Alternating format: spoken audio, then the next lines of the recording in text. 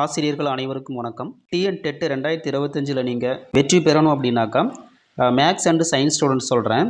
கண்டிப்பாக நீங்கள் மேக்ஸ்லேயும் சைக்காலஜிலையும் நீங்கள் எந்த அளவுக்கு மார்க் எடுக்கிறீங்களோ அப்போ தான் உங்களுடைய அந்த எலிஜிபிலிட்டி மார்க் வந்து 90 கிராஸ் பண்ணும். அப்போது இந்த மேக்ஸையும் சைக்காலஜியும் நீங்கள் ஒரு ஈஸியான மெத்தடில் படிக்கிறதுக்கு என்ன பண்ணணும் அப்படின்னாக்கா, இப்போ வந்து இந்த டெட்டு பேப்பரை பொறுத்தளவுக்கு இந்த மேக்ஸில் 2012 இப்போ லாஸ்ட்டாக நடந்த 2023 வரைக்கும் கேட்கப்பட்ட வினாக்கள் பார்த்தீங்க அப்படின்னாக்கா ஒரு மினிமம் 500 கொஷின்ஸ் இருக்குது. அதே போல் சைக்காலஜி பார்த்தீங்கன்னாக்கா ஒரு 1000 கொஷின்ஸ் இருக்குது. இந்த மேக்ஸை பொறுத்த அளவுக்கு இந்த 500 கொஷின்ஸை நீங்கள் ஃபுல்லாக ஒர்க் அவுட் பண்ணிங்கனாலே வருகின்ற இந்த டெட்டை வந்து நீங்கள் ஈஸியாக அதிகமான ஸ்கோர் பண்ணலாம். சரி, அந்த வகையில் நம்ம என்ன பண்ணுறோம் அப்படின்னாக்கா, மேக்ஸை பொறுத்த அளவுக்கு ப்ரீவியஸ் இயர் கொஷின்ஸ் உள்ள அனைத்து வினாக்களுக்கும் கிட்டத்தட்ட ஒரு மினிமம் 500 கொஷின்ஸ் இருக்குது. அதில் உள்ள அனைத்து வினாக்களுக்கும் நாம் ஆன்சர் இல்லாமல் அதனுடைய எக்ஸ்ப்ளனேஷனை வந்து உங்களுக்கு கிளியராக கொடுக்குறோம். விருப்பமுள்ள ஆசிரியர்கள் இதை பெற்றுக்கொள்ளலாம். சரி, இப்போ இந்த பதிவில் பார்த்தீங்க அப்படின்னாக்கா 2023 நடந்த ஒரு மேக்ஸ் கொஷினை பார்க்கலாம். ஃபஸ்ட்டு கொஷின் வந்து, ஒரு வட்டக்கோண பகுதியின் ஆரம் மற்றும் பரப்பளவு முறையே 14 சென்டிமீட்டர் மற்றும் 123 1/2 சென்டிமீட்டர் ஸ்கொயர் எனில் அதன் மைய கோணத்தை அளவு என்ன? அதாவது ஒரு வட்டக்கோண பகுதியினுடைய ஆரமும் பரப்பளவும் கொடுத்துட்டு அதனுடைய மைய கோணத்தை கேட்குறாங்க. சரி, அப்போ இந்த மாதிரி சம்முக்கு வந்து நம்ம கண்டிப்பாக ஃபார்முலா தெரிஞ்சிருக்கணும். அப்போ வட்டக்கோண பகுதிக்கான ஃபார்முலா வந்து S is equal to theta divided by 360 into pi r square. இதுதான் இதுக்கான ஃபார்முலா. இப்போ இதில் வந்து என்ன கேட்குறாங்க அப்படின்னா, இந்த தீட்டாவோட மதிப்பு தான் கேட்குறாங்க. அப்போ இதில் பார்த்திங்க அப்படின்னாக்கா இந்த ஆர் வந்து ஆரம் கொடுத்துட்டாங்க, அந்த ஏரியாவை பரப்பளவும் கொடுத்துட்டாங்க. அதை மேக்ஸை பொறுத்த அளவுக்கு நீங்கள் எந்த அளவுக்கு ஒர்க் அவுட் பண்ணி பார்க்கணும் அப்போ தான் எக்ஸாமில் வந்து ஈஸியாக அட்டன் பண்ண முடியும். இந்த ஏரியா பார்த்தீங்கன்னாக்கா அவங்க என்ன கொடுத்துருக்காங்க, 123 1/5 கொடுத்துருக்காங்க. அதாவது இது வந்து கலப்பு பின்னத்தில் இருக்குது. இதை நம்ம வந்து சாதாரண வினா மாற்றணும் அப்படின்னாக்கா இந்த 123 இந்த 5ஆல் பெருக்கணும். அப்போ 123 5ஆல் பெருக்கினாக்கா என்ன வரும் அப்படின்னாக்கா 3 5 15 மீதி 1 2 5 10 1 11க்கு 1 1 5 5 1 6 615 வருது. அப்போ 615 இங்கே மேலே 1 இருக்கு பாருங்கள், இது கூட ஆட் பண்ணிக்கணும். அப்போ 615 + 1 அப்படின்னாக்கா 616 வருது. அப்போ இதனுடைய சாதாரண பின் என்னன்னாக்கா 616 டிவைடட் பை 5 வரும். காரண பிரகாரம் S is equal to theta's is divided by 360 into pi r ஸ்கொயர்னு வரும். இதில் பார்த்தீங்க அப்படின்னாக்கா இதில் வந்து ஏ தான் நம்ம கண்டுபிடிச்சிருக்கோம். 616 divided by 5 theta divided by 360 into pi என்னன்னாக்கா வேல்யூ என்னது 22/7 இன்ட்டு ஆர் ஸ்கொயர். ஆரோட மதிப்பு தான் கொடுத்துருக்காங்க 14 ஸ்கொயர்னு வந்துடும். அப்போ இதை நம்ம சிம்பிளை பண்ணோம், அவ்வளோதான். அப்போ சிம்பிளை பண்ணோன்னாக்கா என்னன்னாக்கா அவங்க ஆன்சரை பாருங்கள், அந்த ஆன்சர் வந்து பையனு சேர்ந்து வந்துச்சுனாக்கா இந்த 22/7 பையனு கொடுத்துங்க. இல்லை அவங்க வந்து ஒரு டிஜிட்டாக கொடுத்துட்டு அதாவது முழு நம்பராக கொடுத்துட்டாங்கன்னா நீங்கள் அந்த பையன் நீங்கள் போட்டு தான் கண்டுபிடிக்கணும். அப்போ இதை வந்து பார்த்திங்க அப்படின்னாக்கா 14 ஸ்கொயர் பண்ணாக்கா 14 × 14 வந்து 196 வரும். இப்போ இது பார்த்தீங்கன்னாக்கா 616 divide by 5 equal to theta divide by 360 into 22/7 into 196 வரும். அப்போ இதை நம்ம கேன்சல் பண்ணலாம். 1 7 7 இந்த கேன்சல் பண்ணாக்கா 2 7 14 வரும். மீதி 5 56 8 7 56. அப்போ 22 28 வருது. அப்போ இதை பாருங்கள், இந்த 22 28 நம்ம மல்டிப்ளை பண்ணிக்கலாம். அப்போ இதை எப்படி மல்டிப்ளை பண்ண பார்த்தோன்னாக்கா 2 8 16 மீதி 1, அதே மாதிரி 2 8 16 1 17. அடுத்தது பார்த்தீங்கன்னாக்கா 2 2 4 2 2 4 வருது. அப்போ இது என்னன்னாக்கா 6 11க்கு 1 மீதி 1 5 5 1 6. இது 616 வருது. அப்போது 616 divide by 5 is equal to theta divide by 360 into இங்கே எவ்வளோ வருதுனாக்கா நான் பெருக்கணும் போது 616 வந்தது. இந்த இடத்துல ஈக்குவல் இருக்கிறதுனால இந்த 616 நம்ம கேன்சல் பண்ணலாம். எப்படின்னாக்கா இங்கே பெருக்கல் இருக்கா, இப்போ இந்த 616 இங்கே வந்துச்சுனாக்கா டிவைட் பை 616 இங்கேயும் கேன்சல் பண்ணலாம். புரியுதுங்களா? அப்போ இங்கே கேன்சல் பண்ணிட்டோம்னாக்கா இங்கே எவ்வளோ இருக்கும் 1ன்னு இருக்கும். இந்த சைடு வந்து தீட்டா பை 360 மட்டும்தான் இருக்கும். அதாவது 1/5 இந்த சைடு இருக்கும். இந்த சைடு பார்த்தீங்கன்னாக்கா தீட்டா டிவைட் பை 360 தான் இருக்கும். நம்மளுக்கு தேவை தீட்டாவோட மதிப்பு தான் தேவை. அப்போ இந்த 360 என்னன்னாக்கா மேலே இது வகுத்தல் இருக்குது, நல்லா பெருக்கில் போகும். அப்போ theta equal to therefore theta is equal to 360 divided by 5 வரும். இதை நம்ம கேன்சல் பண்ணாக்கா 1 5 எத்தனை 5 வருது 7 5 35 மீதி 1ன்னு வரும். அப்போ 10ன்னு கணக்கு. அப்போ 2 5 10. அப்போ தீட்டா ஈக்குவல் டு எவ்வளோ வருது அப்படின்னாக்கா 72. அப்போ அந்த வட்டக்கோணப்பதனுடைய கோணம் எவ்வளோ அப்படின்னாக்கா 72. இப்போ இந்த சம்மை வந்து நம்ம போடும்போது கொஞ்சம் லென்த்தாக தான் இருக்கும். நீங்கள் இந்த மாதிரி சம்மை ஒர்க் அவுட் பண்ண தான் உங்களுக்கு அந்த எக்ஸாமில் வந்து ஈஸியாக அட்டன் பண்ண முடியும். புரியுதுங்களா? இதுபோல் ஒவ்வொரு சம்முக்கும் கிட்டத்தட்ட 500 சம்முக்கு நம்ம கொஷின்ஸு வித் பைலிங்குலர் உங்களுக்கு கொஷின்ஸும் அதனுடைய டீட்டெயிலான ஆன்சர் கொடுத்துருக்குறோம். இதை தேவைப்படுபவர்கள் வாங்கிக் கொள்ளலாம். அடுத்தது பாருங்கள், 2வது சம்மு. லூகாஸ் தொடரின் 8வது மற்றும் 7வது உறுப்பிற்கு இடையேயான வேறுபாடுன்னு கேட்குறாங்க. அதாவது இந்த மாதிரி இந்த லூகாஸ் தொடர், பிபனாசி தொடர் அப்படின்னாக்கா இந்த 2 தொடரை பற்றி உங்களுக்கு தெரிஞ்சிருக்கணும். லூகாஸ் தொடர் அப்படின்னாக்கா அது எதுலேருந்து ஆரம்பிக்கும் அப்படி பார்த்தீங்கன்னாக்கா 1, 3 இந்த 2 நம்பர் ஞாபகம் வச்சுக்கணும். அதாவது லூகாஸ் தொடர் அப்படின்னாக்கா 1, 3லேருந்து ஆரம்பிக்கும். இதே வந்து பிபனாசி தொடர் அப்படின்னாக்கா 1, 1லேருந்து ஆரம்பிக்கும். இந்த 2 நம்பரை நீங்கள் ஞாபகம் வச்சுங்க.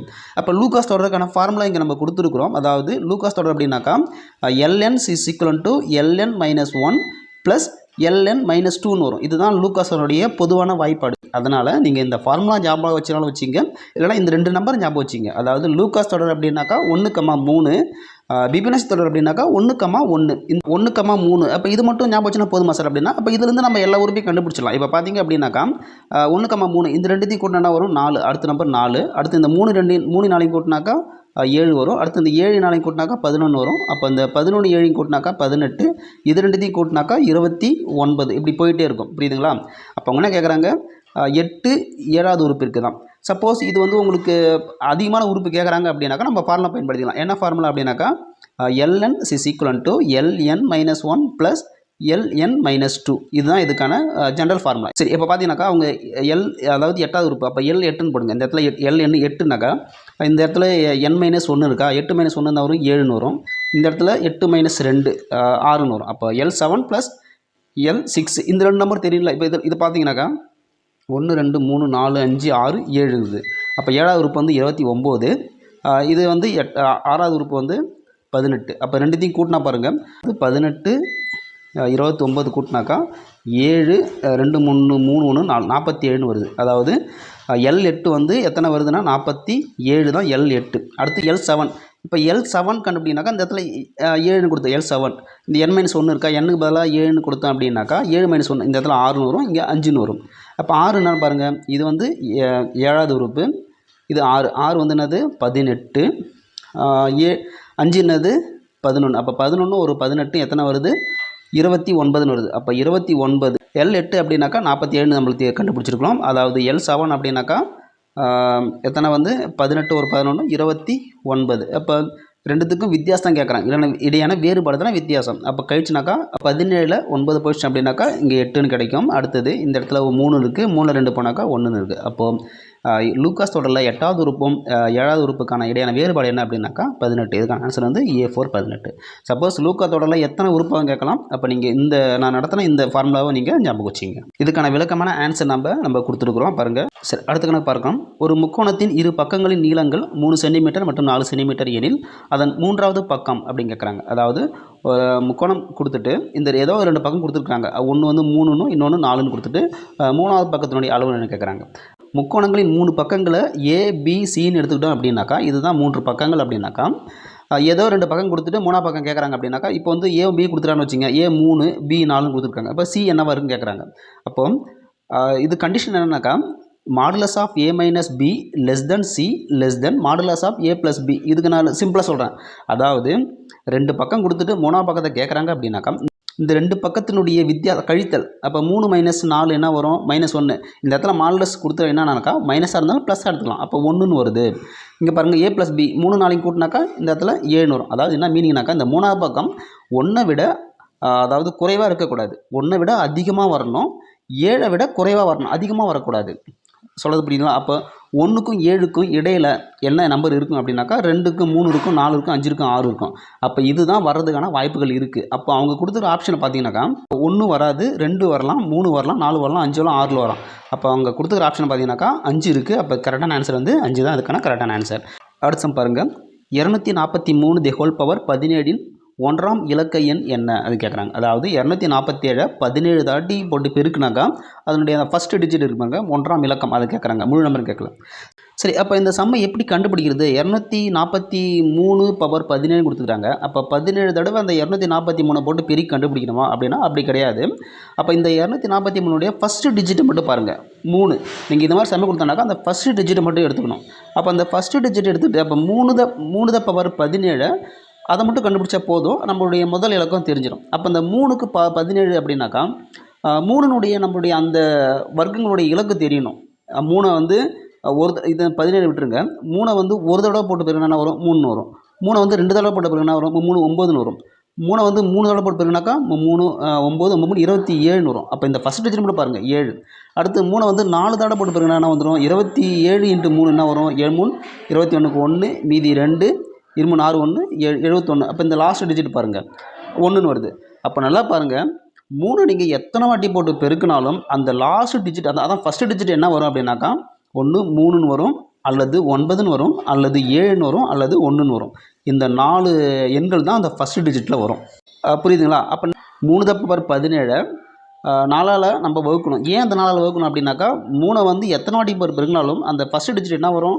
3ன்னு வரும், அல்லது 9ன்னு வரும், அல்லது 7ன்னு வரும், 1ன்னு வரும். அப்போ இந்த 4 டிஜிட் வருதோ அதனால் 4ஆல் இது நம்ம வகுக்கிறோம். அப்போ வகுத்துனா 1 நாங்க 4 நாங்க 16. அப்போ 16 போச்சுன்னா மீதி எத்தனை வருது? 1ன்னு வருது. அப்போ 3 பவர் 1ன்னு வருது. அப்போ 3 பவர் 1 3 பவர் 1ன்ற மதிப்பு என்னது? 3 ஒரு வாட்டி பெருக்கணும். அப்போ 3 தான். அப்போ இந்த சம்மோடைய ஃபஸ்ட் டிஜிட்னா வரும்? 3ன்னு வரும். ஆன்சர் வந்து A2 தான் இதற்கான கரெக்டான ஆன்சர். புரியுதுங்களா? அடுத்தது 5வது கொஸ்டின். மூலைவிட்டங்கள் 60 மீட்டர் மற்றும் 80 மீட்டர் அளவுகள் கொண்ட ஒரு சாய் சதுரத்தின் பரப்பளவு காண்க. அதாவது சாய் சதுரத்தினுடைய பரப்பளவு கேட்குறாங்க. அப்போ சாய் சதுரத்தின் பரப்பளவுக்கு அதுக்கான ஃபார்முலா நம்மளுக்கு தெரிஞ்சிருக்கணும். அப்போ சாய் சதுர பரப்பளவுக்கு AC = என்ன ஃபார்முலா அப்படின்னாக்கா 1/2 × D1 × D2 இதுதான் இதுக்கான ஃபார்முலா. இந்த D1 அப்படின்னாக்கா அதனுடைய டயமீட்டர் 2 டயமீட்டர் இருக்கும், D1 and D2 கொடுத்துருக்காங்க பாருங்கள். விட்டங்கள் அப்படின்னாக்கா 60 மீட்டர் 80 மீட்டர். இந்த D1க்கும் 60ம் D2க்கு 80ம் பிரதிட்டினாலே நம்ம இதுக்கு ஆன்சர் கிடச்சிடும். இப்போ 1/2 × D1 அப்படின்னாக்கா 60 இன்ட்டு D2னாக்கா 80ன்னு கொடுத்துருக்குறாங்க. சரி, அப்போ நம்ம இதை கேன்சல் பண்ணலாம். அப்போ கேன்சல் பண்ணாக்கா 1 2 இந்த இடத்துல நீங்கள் 60 கேன்சல் பண்ணுறீங்க, இல்லைனாக்கா 80 உங்களுக்கு எது ஈஸியாக இருக்கோ அதை கேன்சல் பண்ணி. இப்போ நம்ம 80 கேன்சல் பண்ணாக்கா 40 2 80ன்னு வருது. அப்போ 60ம் 40 மட்டும்தான் இருக்குது. இந்த 2 நம்பரையும் பெருக்குனா என்ன வரும்? நல்லா பாருங்கள். 6 4 6 24ன்னு வரும். எத்தனை ஜீரோ இருக்குது? இங்கே ஒரு ஜீரோ, இங்கே ஒரு ஜீரோ, அப்போ 2 ஜீரோ வருது. இப்போ 24 2004ன்னு வருது. இங்கே 1 இருக்கிறதுனால 1ஆல் 2400 பெருக்குனா என்ன வரும்? 2400 தான் வரும். அப்போ இந்த சம்முக்கான ஆன்சர் வந்து 2400 ஸ்கொயர் மீட்டர். அப்படி பார்த்தீங்கன்னாக்கா A3 இதுக்கான ஆன்சர் வந்து A3 தான். சரி நண்பர்களே, இந்த மாதிரி அனைத்து சம்முகளுக்கும், அதாவது டெட்டில் கேட்கப்பட்ட ப்ரீவியஸ் இயரில் கேட்கப்பட்ட அனைத்து வினாக்களுக்கும் கிட்டத்தட்ட ஒரு 500 கொஸ்டின்ஸ்க்கான விடைகள் மற்றும் அதுக்கான டீட்டெயில் எக்ஸ்ப்ளனேஷன், அதாவது முழு விளக்கத்துடன் உங்களுக்கு வினா வங்கி நம்மளிடம் கிடைக்கும். இது மட்டும் இல்லாமல் இந்த மேக்ஸ் கொஷின் பேப்பரை வாங்குகிற அனைவருக்கும் ஃப்ரீயாக நம்ம ப்ரீவியஸ் இயர் கேட்கப்பட்ட தமிழ் வினாக்களுடைய கொஷின் பேங்க்கும் அதே போல் இங்கிலீஷு ப்ளஸ் சைக்காலஜி கொஷின் பேங்க்கும் நம்ம ஃப்ரீயாக உங்களுக்கு கொடுக்குறோம். விருப்பமுள்ள ஆசிரியர்கள் தொடர்பு கொண்டு பெற்றுக்கொள்ளலாம். நன்றி.